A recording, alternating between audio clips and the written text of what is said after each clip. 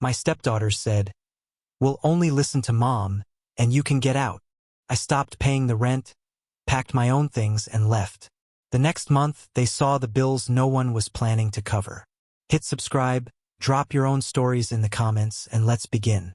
You're not our real dad, so you can't tell us what to do. That was Lauren's voice. Sharp, flat, merciless. She wasn't screaming. She didn't need to. She said it like it was a fact carved into stone, as if nothing I had done for her could ever rewrite the blood in her veins. I can still see her face when she said it.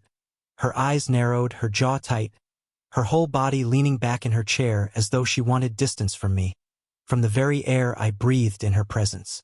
And Emily, younger, but already trained in cruelty, laughed. Not openly, not with sound that could be challenged, but behind her hand, in that way teenage girls laugh when they want to humiliate someone without giving them the dignity of direct confrontation. The sound was a dagger disguised as a giggle. Jennifer sat at the head of the table. My wife, their mother. She heard it. She heard every syllable. And she stayed silent. No correction, no defense, not even a glance in my direction. She cut her meat into small bites as if the words had never been spoken. That silence burned hotter than the insult itself. My name is Michael. I'm 51 years old. For 10 years I was their stepfather. 10 years that felt like an entire lifetime. 10 years of trying to build a family on ground that kept shifting beneath my feet.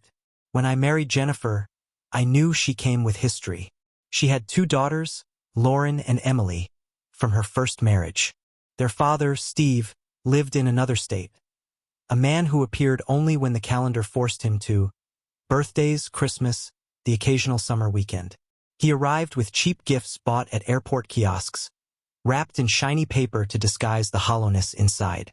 He was a holiday father, a man who gave just enough to remain a name, a shadow, a reminder that I was never first, never original, never theirs. But I stayed. I was the one who carried the day-to-day weight. Rent, groceries, school fees, sports activities, field trips, braces, music lessons. If there was a bill, it came to me. If something broke, I fixed it. Bikes, furniture, computers, leaking faucets. My hands carried the burden. If someone got sick, it was my car driving through the night, my wallet paying the bills, my hours taken from work to sit in waiting rooms. I never announced these sacrifices. I never stood on a chair and demanded thanks. I told myself love was silent, service was enough, and if I kept showing up, eventually they would see me for who I was. Not a replacement, but a man who chose them even when he didn't have to. For a while, I believed in that illusion. I believed presence was stronger than blood. But cracks started forming, small at first, easy to ignore. Lauren began telling me I had no right to discipline them. She said it casually, whenever I asked her to pick up after herself or to come home by curfew. Her words were always the same: "You're not my dad." At first I laughed it off, convincing myself it was teenage rebellion. Nothing more. Emily followed her sister's lead, though her cruelty was softer, more insidious. She would mock me in front of her friends. They would sit on the couch, phones in hand, whispering and giggling as they stole glances at me. Once, I caught her mimicking the way I walked, stiff from long shifts at work, and the room erupted in laughter. She didn't stop when she saw me watching. She looked me in the eyes and laughed harder. And Jennifer, always Jennifer, stayed silent. She had excuses, of course, when I brought it up later. They're just kids. They're adjusting. Don't take it so seriously. Her words were soft, designed to soothe, but beneath them I felt something darker. Agreement. A quiet, unspoken acknowledgement that maybe they were right, maybe I had no authority in this house. Still, I endured. I paid the bills. I drove them to school. I stayed up late helping with homework they barely thanked me for. I poured myself into their lives like water into sand, vanishing, never held, never enough. And yet, I told myself it was temporary. That respect would come later. That gratitude only blooms with age. That one day they would look back and realize I had been the constant in a world where their biological father was a ghost. But love without respect isn't love. The servitude, And every small slight, every laugh, every moment of silence from Jennifer was eating away at me. There were nights when I lay awake beside my wife, staring at the ceiling, hearing the girl's words echo in my head. "You're not our dad." There were mornings when I drove to work, gripping the wheel so tightly my knuckles turned white, wondering why I was still pouring my life into people who saw me as nothing more than a wallet with hands. The house itself began to feel like a stage where I played a part no one respected. I would come home with groceries, carrying bags until my arms ached, while the girls scrolled their phones, not lifting a finger. I would cook dinner, set the table, and watch them eat in silence, never looking at me. I was both invisible and indispensable. A ghost they depended on but refused to acknowledge. Jennifer would sometimes thank me, softly, with a smile that felt more like an apology than gratitude. But she never spoke against them. She never once said, "He's your stepfather. Respect him." Instead, her silence became their permission. That was the early warning.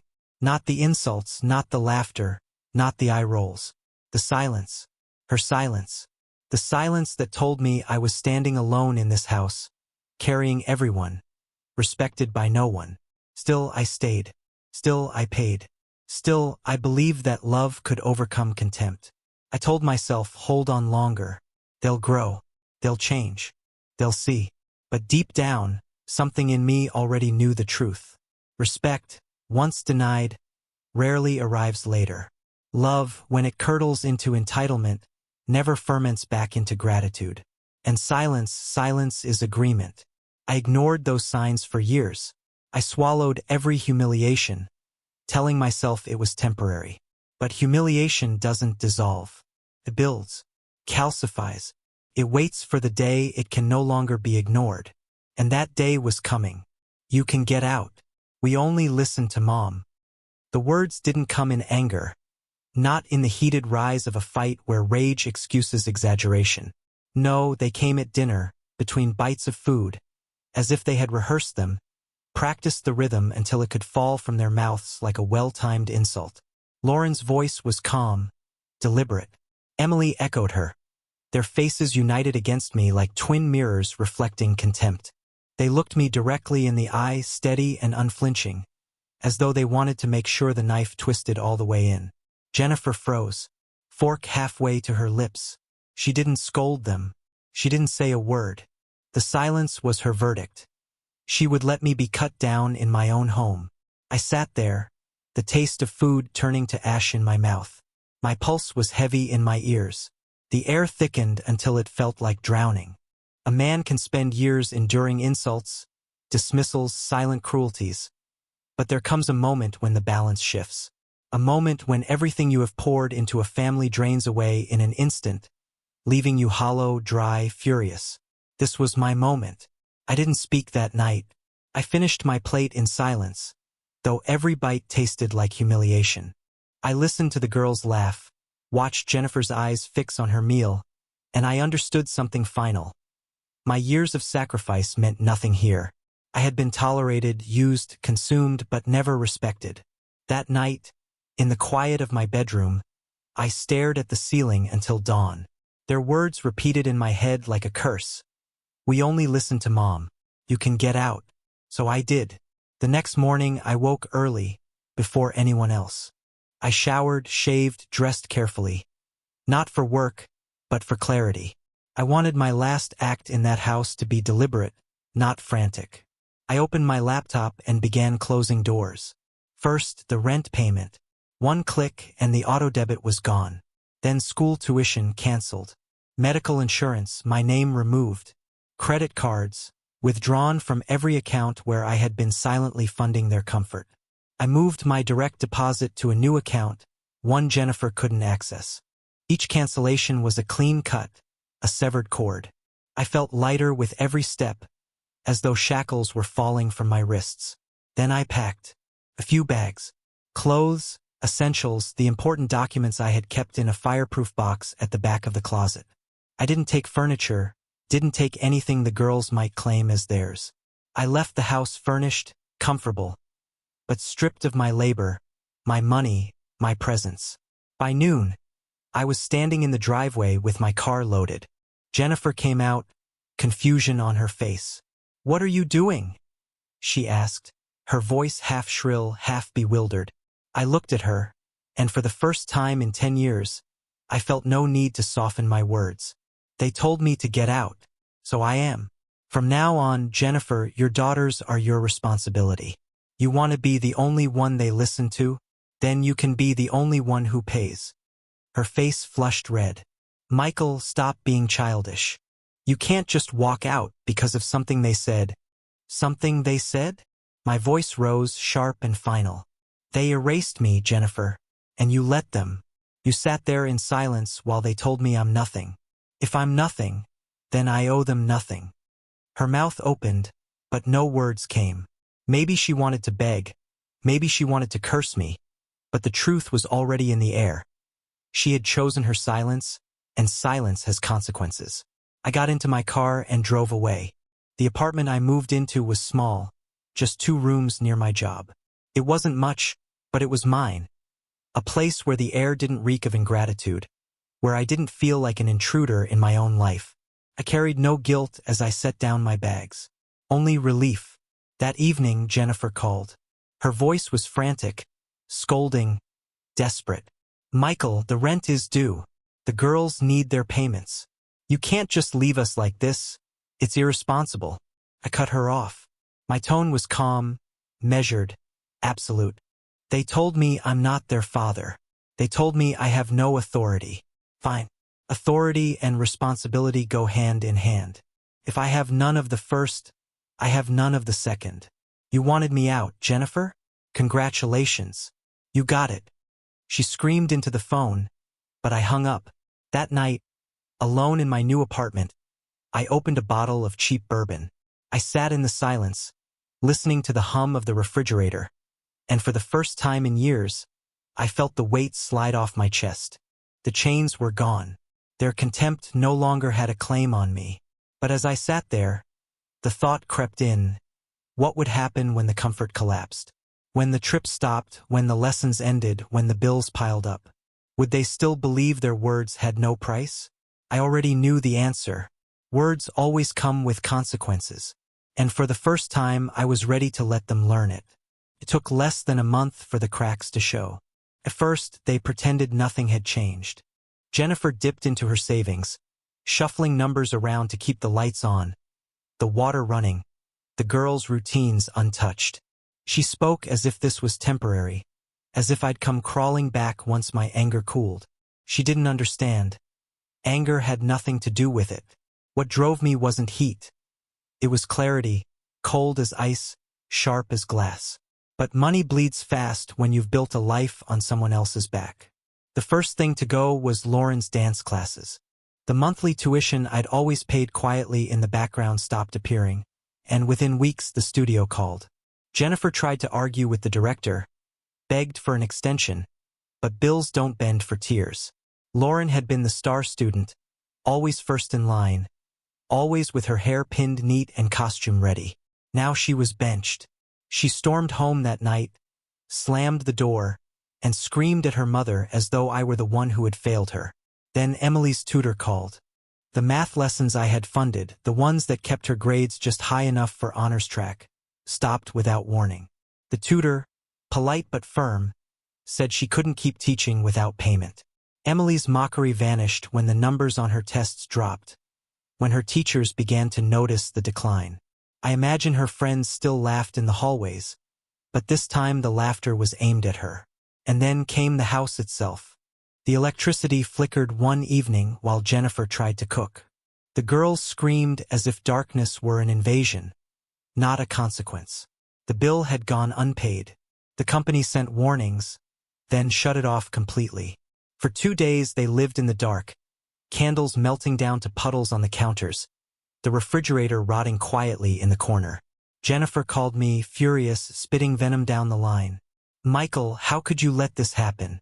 Don't you care what they're going through?" I let her words pour out, then answered with silence. Finally, I said, "You're right, Jennifer. I don't care anymore. I cared for 10 years, and it earned me nothing but contempt. Now it's your turn." The line went quiet. She hung up. But the bills didn't stop. Water, gas, internet. Each envelope piled up on their kitchen counter like snowdrifts. Each one stamped in red. Overdue. Jennifer tried juggling them, paying one while another slipped further behind. But the math was unforgiving. My absence was everywhere. The girls felt it in the little things. No more trips to the mall with cash slipped into their hands. No more weekend movies or new clothes just because. They had been raised on comfort, on the illusion of endless support, and now the floorboards were rotting under their feet. Lauren had to wear last season's shoes. Emily had to ride the bus instead of being dropped off in the car I once kept fueled. To them, these were catastrophes. To me, they were justice. I imagined the dinners in that house, the silence heavier than before, Jennifer trying to stretch meals further, the girls sneering not at me this time but at her. I wondered if she regretted her silence that night at the table. She had thought inaction cost nothing. Now she was paying the price in full. I didn't gloat. I didn't need to. Their suffering wasn't my victory. It was simply the natural order restoring itself. For years they had taken without giving, mocked while consuming, laughed while I worked myself raw.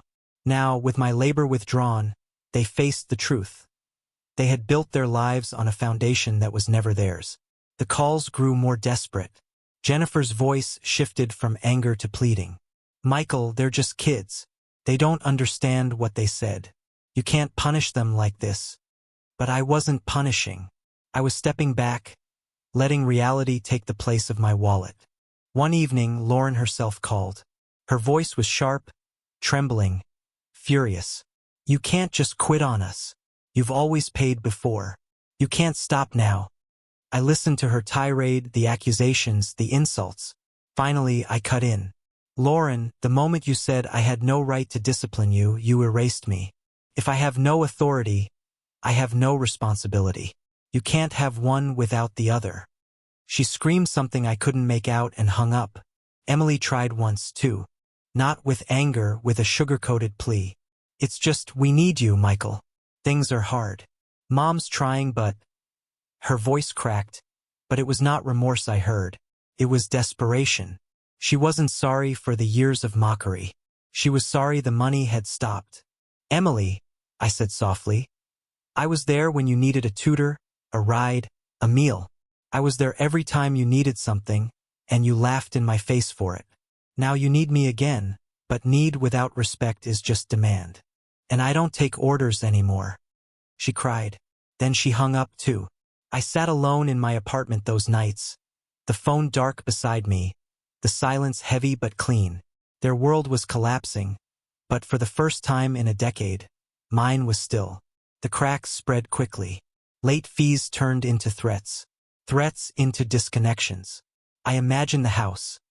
Lights dim, water cold, internet dead. The comfort drained from every corner. And I wondered if, in those dark nights, they remembered my hands fixing the things they took for granted. My labor had been invisible to them, until it was gone. Jennifer showed up once at my apartment door. She looked tired, her eyes hollow, her shoulders bent under the weight of bills she couldn't pay. She tried to smile, tried to soften her voice. Michael, we can work this out. Just come home. I stood in the doorway, unmoved. Home? That house stopped being my home the night you let them tell me to get out. And you stayed silent. Tears welled in her eyes. She whispered, they're just girls. They didn't mean it. But they had meant it. And worse, she had meant her silence. I closed the door. Inside, I poured a drink and sat in the quiet. Not triumphant, not joyful, but steady. For years I had begged for scraps of respect, enduring humiliation in the name of family. Now I saw clearly. I had been nothing but a provider dressed up as a father. And when the provider steps away, the illusion collapses. That was the reality check. The cracks were showing. And the collapse was only beginning.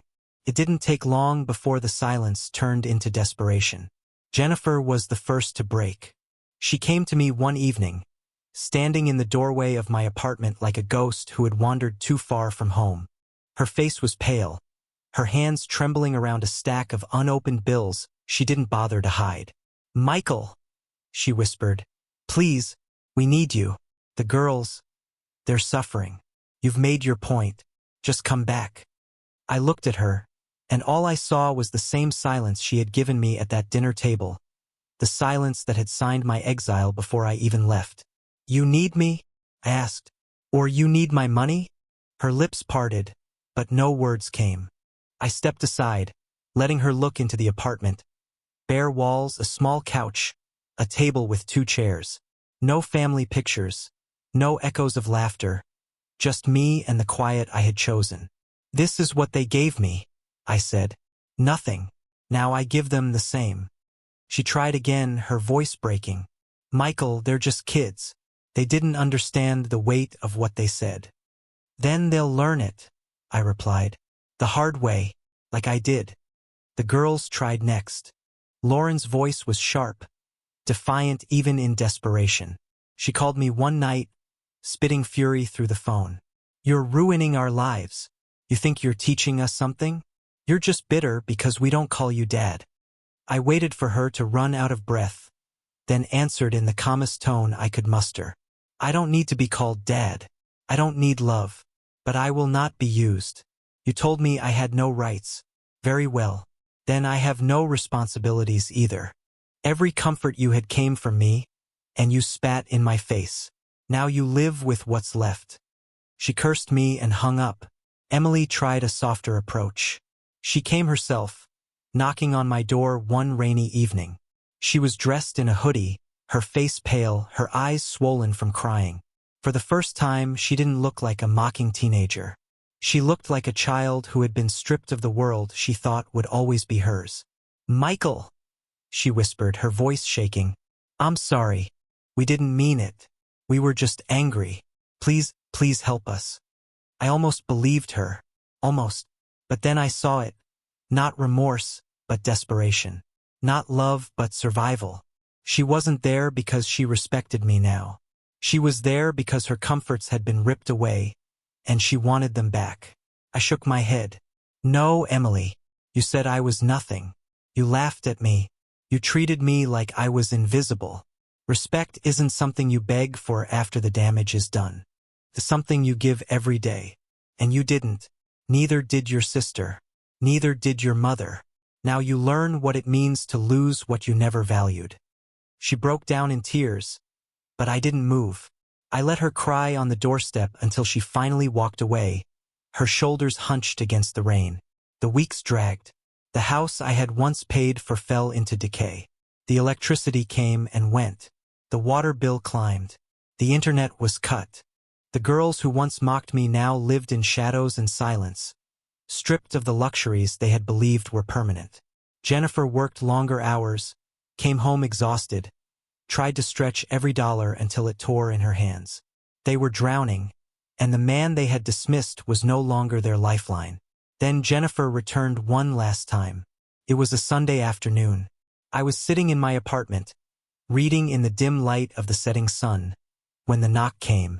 I opened the door, and there she was, thinner, worn down, her eyes hollow. She didn't bring bills this time. She brought only herself. Michael, she said softly. I was wrong. I waited. I should have stopped them. I should have defended you. I let them disrespect you in our home, and I let you carry everything alone. I thought you'd keep enduring, keep paying because you loved us. I didn't realize, her voice broke. I didn't realize how much I was asking of you, or how much it cost. For the first time, there was no denial, no excuses, just truth. I studied her face, the years of silence etched into her skin. It's too late, Jennifer, I said finally. I gave everything I had, 10 years, and the only thing I asked in return was respect. Not love, not devotion, just respect. And you couldn't give it. You let them spit on me and you said nothing. Silence is agreement, and you agreed with them. Tears welled in her eyes. Please, Michael, don't make us pay for this forever. I thought of the girls, sitting in the dark, blaming me for every bill, every lost comfort.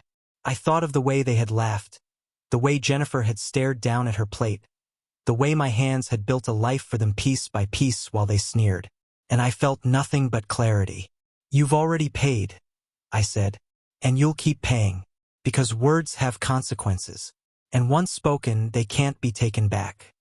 Her tears spilled then, but I didn't move. I didn't comfort her.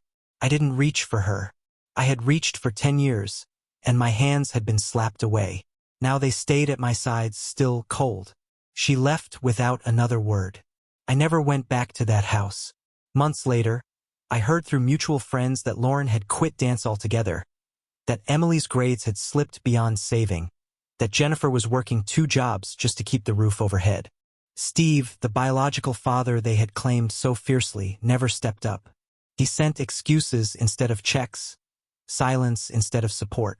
They had chosen him by blood, but blood proved worthless when the bills arrived. And me? I lived in my small apartment, steady, free. Alone, yes, but clean. I wasn't angry anymore. Anger burns hot and fast, but clarity is cold and permanent.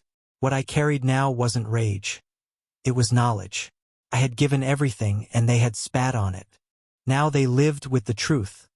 Without respect, generosity becomes slavery. And I had broken my chains.